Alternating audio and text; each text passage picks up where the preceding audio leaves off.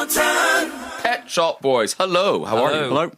So, new album. It's out on April the 1st. Super. Quite soon, yes. And now, I'm listening to it, and it strikes me that because you have your different moods. Yeah. And this seems to be, it's set to pop, and it seems happy.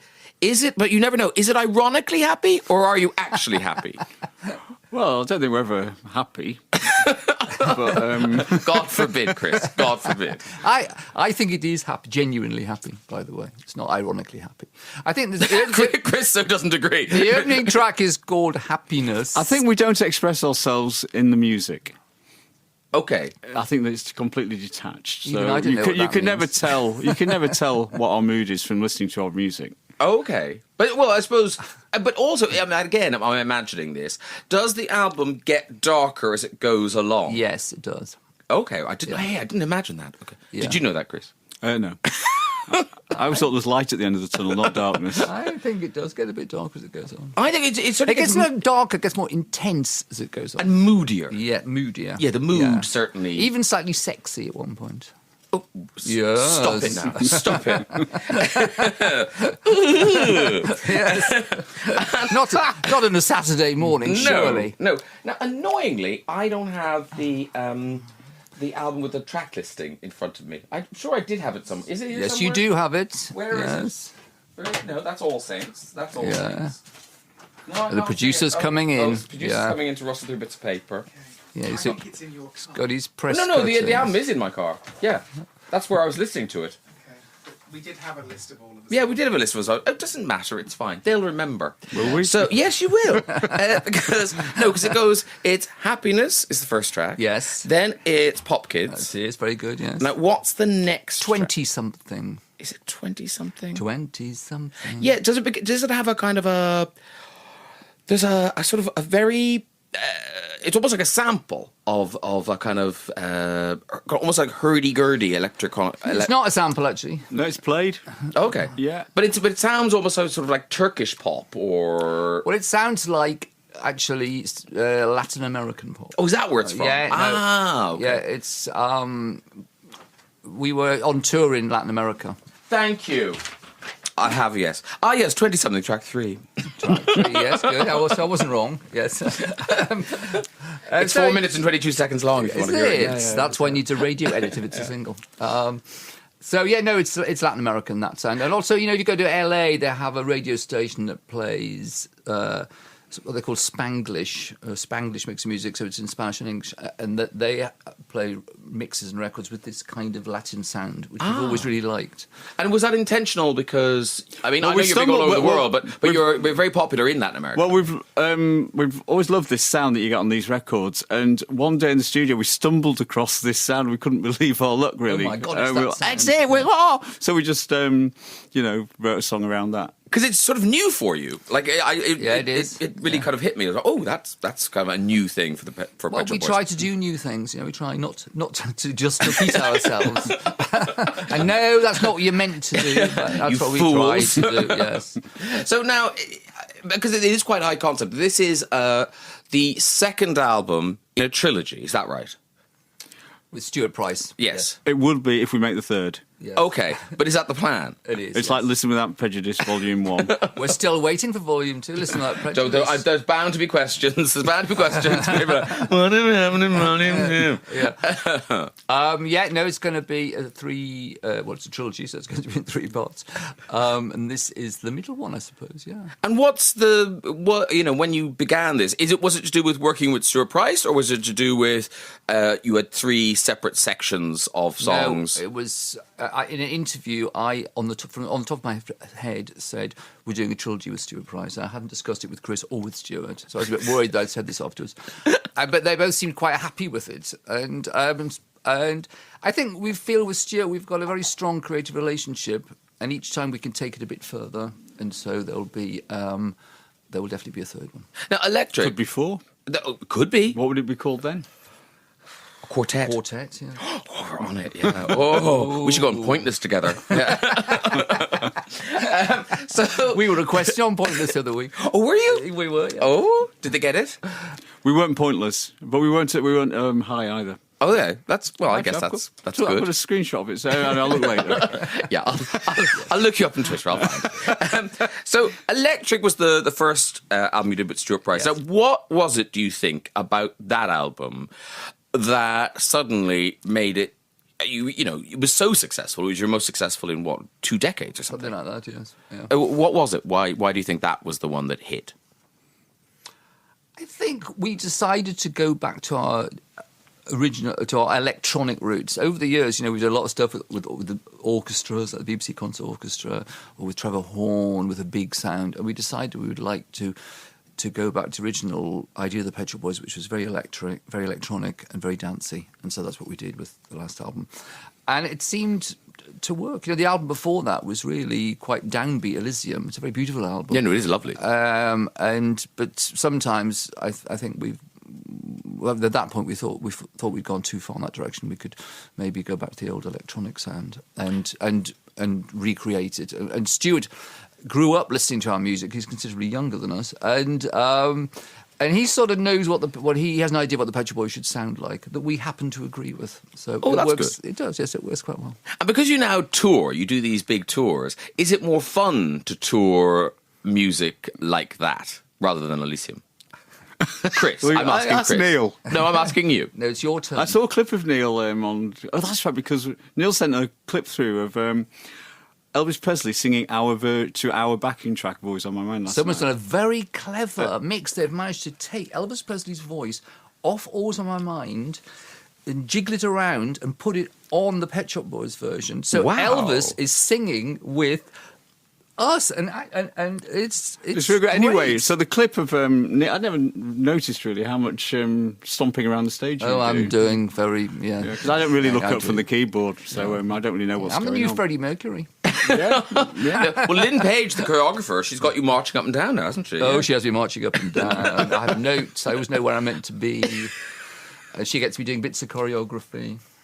And the Did documentary... you work with Lynn Page? I did work with Lynn Page. When Well, you- I work with Lynn Page? She was in a room when I was in a room. No, but you did Casual Fall. Yeah, and she did do the choreography. I didn't. we share a choreographer. Yes, I think possibly we can say that. I think we can. I think At our level of dancing. yes, we can say she taught us everything we know about Yes. dance. Yes. 1, 2, 3, 4. 2, 2, 3, 4. Well, no, these are your music. Anyway, Pet Shop Boys documentary. It's on Radio 2. Starts this Wednesday, and it's a 4-part series. Now, the first 2 are kind of your discography, and it's the two of you talking about all of those records. But the third one is you're not in it. It's all the people you've collaborated with. That's right. Yeah. Now, have you That heard? was the most fun one to do. Maybe, have you heard it yet? Have you heard it yet? We haven't heard any of it yet. Okay. Are you worried what the people you've collaborated, or are they on a 3-line whip? No, we haven't. In fact, people keep saying to me, "Oh, I did you did your radio show yesterday morning with Malcolm. Very nice man, Malcolm, isn't he?" I said, "I didn't know you were doing that." What questions were you asked? So we'll be as interested as anyone else to hear it. Oh, okay. And also, it's quite nice actually because over the years we've done so many collaborations. I know it's a really outside of pop eclectic music. mix of people. It is, yeah. So, the person actually who said it to me was Javier de Frutos, the choreographer. Of course, Another yes. choreographer. Who Dance is your life. It really is. Who choreographed our ballet, The Most Incredible Thing. Which is Santa's Wells. So, obviously, that comes into it. Yeah. And so are you planning the Super Tour yet? We've had our first meeting with Es Devlin, who's designing it. Who's a genius. He really Yes, is a genius. so it should be good. We start at the Royal Opera House, so we can do something quite specific for that stage, and then we'll be touring it after that. So those shows, that's in July. Yes, it is. Yes. And then when does Super go out on the road? Maybe in the autumn. We're still in discussions about that. I think it might be in the autumn, and then carrying on into the early next year. So are you saying that the one at the Royal Opera House, that's kind of the basis for what would go on the road? Yes. It Oh, is. okay. But as it's the Royal Opera House, there'll be some things just specific to the Royal Opera House. Yeah, you can fly things in, can't you? Exactly. Yeah. We want to come up on from below on trapdoor things. Oh, lovely. Yes. Shall we use the revolving stage? Yes, I say. Do you think? Yeah. Yeah. And get the Royal Opera House chorus involved and have some children with a hoop in the corner of the stage.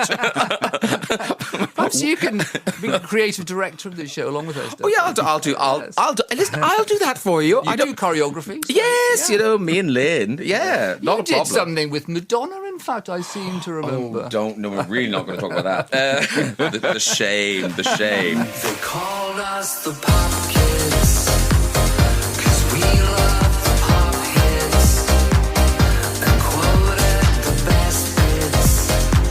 So we were the pop kids. I loved you. And the lazy listener, of course, assumes that Neil and Chris, who are with me now, are the pop kids, but you're not. No, we're not. The original pop kid is a friend of mine who, because it's the song says at the beginning, remember those days, the early 90s. Well, of course, the early 90s, we were on tour with our performance tour. But this friend of mine, who wasn't a friend then, left Birmingham, went to college in London, went to London University, and he made friends with the girl, and they used to go clubbing all the time, and everyone at college called them the pop kids. And he was telling me a story about this, and I thought, oh, good title for a song, the pop kids. And in that version, which is the reason it's called The Full Story, is it has an extra third verse where it says what they're doing now. She's a clinical biologist, and you don't often get the phrase clinical biologist in pop songs. Thank you, Neil. But you're doing that one. Because you wrote the music for that while you were on tour. Well, it started when we were touring with Take That. How long ago was that now? About 5 Anyway, but we were doing. We were doing. They were doing multiple stadium nights, so our programmer said you should take a little portable songwriting setup with you, just in case you feel like doing anything. So Yeah. after the shows, I'd quite often go back and just work on something before going to bed. Can you do that? Can you do and then just go to sleep? I can, yes. God, I don't know how you can. I don't know how you can. I mean, there are occasions where I suddenly get an idea before I go to bed, maybe on a track we're working on, and I start in the lyrics, and there's no possibility of sleeping. But what about after a show? When you do a big stadium show, can you go night and go to bed? You can, Chris. Yeah. That is weird. You've got no adrenaline in your body at all after doing a show like that. Yeah, no, it's weird, isn't it? Yeah, I like to go back to the hotel, have a hot chocolate and a ham sandwich, maybe. Yeah. And We're all in the bar. But seriously, when you walk out on that stage, does your mood elevate? Does your heartbeat increase? Does anything happen to you? well, it might do on the first one, but when it's all up and running, I actually quite like it when things go wrong, though. Well, you can make that happen, Chris. I could, yeah. Oh, please don't. Not at the Royal Opera House. Please don't. No, that gets me excited. When it's all running smoothly, it's not so I exciting. like it running smoothly. Yeah. It's good, isn't it? Because then people are seeing the proper show. No, Yeah. and also you know what you're doing, and you can relax and enjoy it. No, I love it when we have to walk off stage. Well, there's a complete meltdown of the equipment. And Oh, they've got to reboot. Yeah. Yeah, I know. We had a whole phase 2 tours ago in America. It's always because of the different voltage or something like that. Oh yes, something blows. yeah. And we had a whole phase and when they did that. And actually, I sort of got used to it in the end. It turned into a Madonna type of moment of talking to the audience. Actually, we did this big show in what was Hungary, I think it was, wasn't it? Yeah. And Was it run to the computer was breaking, 250,000 and the people? song kept leaping to different parts of the song, and we had no idea if we were. And apparently, nobody noticed. I thought it was great. They just thought we were doing radical mixes. But it was nerve-wracking, though. For you. Yeah, I walked off the stage. Yeah. The audience perfectly happy. Amanda in Cambridge wants to know, what's the latest news on the plans to reissue all your earlier albums? Well, they're all mastered. Ages ago with EMI, we did the first 6 albums with extra CDs with bonus tracks and things, and we've done the following 5 albums. So that's all of our EMI albums. We're not there anymore. Going to be reissued with bonus CDs. But they're now Warner Brothers. Parlophone is now Warner Okay. Brothers, and Warner Brothers catalogue department is still discussing it. But I think the idea is that 3 of them are going to come out in this autumn. Okay. And then the rest of them early next year. And this year is, you've been doing this for 30 years, which is an anniversary. It's a big milestone anniversary in anything, in friendship, in marriages, and in a career. Are you that self-referential, or are you noticing your 30 years? Are you acknowledging it, or it's another year? Well, I'm not aware we are. What? No. Did you buy him a card? Anything? we don't do cards or presents. We don't do cards or presents. No, I think we just realised when someone mentioned it was 30 years. 30 years since what, though? Since Please, our first time. Oh, okay. Right. Yeah. Well, I mean, it could have been 30 years since, 2 years before that or something. Couldn't it?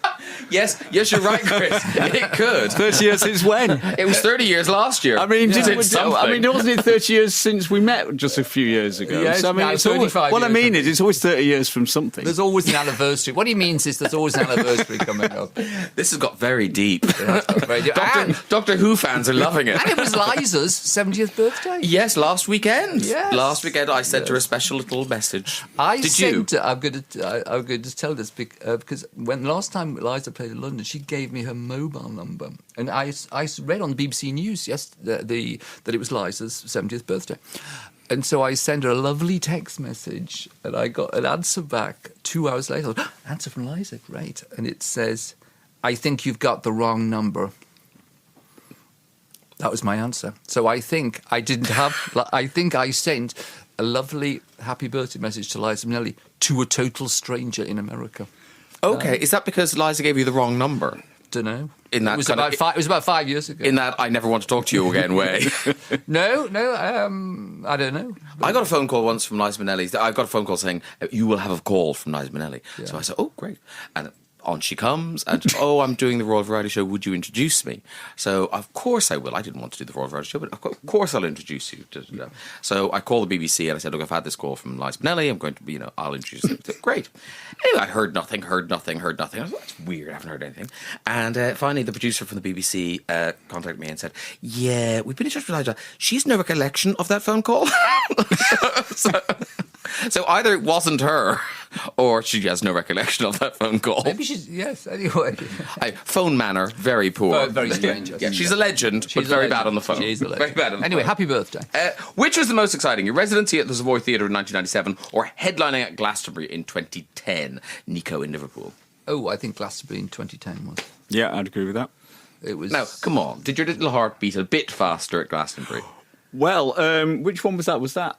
That was the We've festival. done it twice. Yeah, that was the No, we've done it. We've That done was it. the The one- second one, the yeah. boxers, the Yeah, no, boxers. because we were a bit nervous because Muse were playing. Muse were playing on the other stage, and we thought, well, no one's going to bother coming to see us. We thought there'd be about a dozen people, and so it was such a relief to walk out and find that it was, rammed out there. So that was.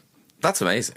Oh, that must Yeah. be an extraordinary feeling. No, it was because we were headlining the other stage, and it says Muse were on, the main one, and we had 50,000 odd people watching it. It was Wow. and as far as you can see, it's great Glastonbury, all the flags and the whole thing. Yeah, It yeah, looks like the Battle of Culloden's about to take place or something, and it was a very special thing. The new album, Super, it's out on April the 1st. The new single is The Pop Kids. You're on my chat show soon. We are. Yes, I don't know when, but we are. I'll be there. You'll be there. We've been rehearsing. I'll have a wash. It'll be great. Pet Shop Boys documentary starts on Wednesday at 10 p.m. on Radio 2. Thank you so much for coming to see us. Thank you. Yeah, great to see you. If you'd like some more, why not check out my free download?